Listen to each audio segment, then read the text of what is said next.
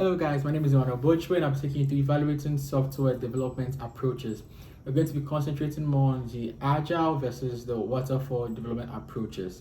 And we all know that in the fast evolving domain of software development, choosing the right methodology can be more significant and this might impact some project outcomes. We're looking at the two main prominent approaches, that's the agile and the waterfall, which both offer unique frameworks that cater for different projects.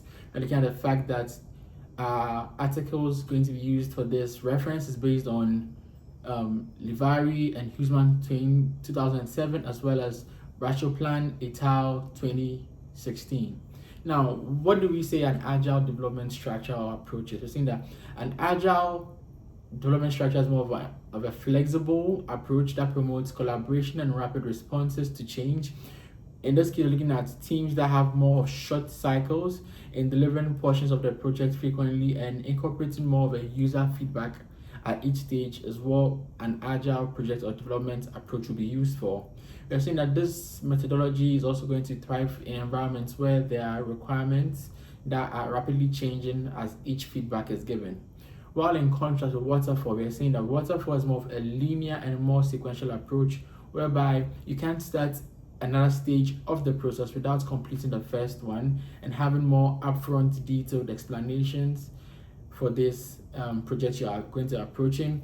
Well, this with more of a waterfall, looking at the fact that the project is more characterized by documentation and also upfront planning, which is best suited for projects that have more well-defined requirements as well as minimum expected changes. Now, with the literature review, mostly related with Livari and Human 2007, and Agile is more flexible, which is allowing teams to adapt to the changing customer needs.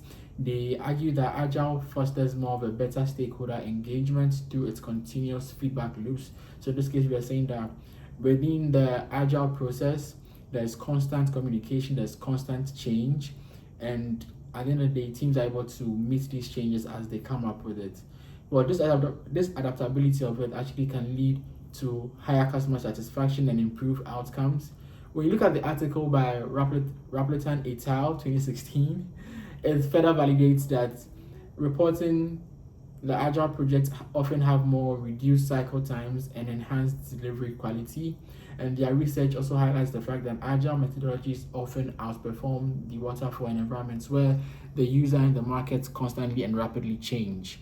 Now, with waterfall methodology, we're looking at the fact that waterfall remains more relevant, particularly in regulated industries, with regards to Livari and Huseman 2007, which points out that the structured nature of waterfall can facilitate clear project milestones as well as making it easier to manage teams and budgets. However, they also know that the rigidity can be more disadvantageous in more dynamic and more evolving environments. Also looking at the comparative analysis, looking at between Agile and Waterfall. With Agile, we already, based on our explanation, we know they are flexible. That means that depending on how changes occur within the approach, you're able to meet those changes. It's more of customer eccentric, so it enhances more customer satisfaction, and it's also faster time to market, which means that the delivery minimum viable products expedites the launch process and it makes it more great and more competitive markets. With the advantages of a waterfall, we are saying that they are clear milestones because they are more well defined and straightforward roadmaps. It's easier to maintain these projects. You're looking at thorough documentation. As we know that waterfalls are mainly sequential, whereby one project cannot start while the other one is still being in use. It has more of a ability to keep extended documentation and reduce knowledge loss, and also predictability. In a more stable environment in which waterfall is used, it offers predictability in more of their budgeting, their timelines, and resources. So to conclude, we're saying that the effectiveness of an agile versus waterfall mainly highlights on the kind of project you want to use. If you're more in a team that has to do with more of customer eccentric or more based on customer feedback loops, you're going to go with the agile. And if you're going with more stable environments, you're going to go with the waterfall. And being able to understand the strengths and weaknesses of each one will allow the software team or practitioners to better align their approaches with the uniqueness of their projects as well as organization. Depending on what they have will increase efficiency.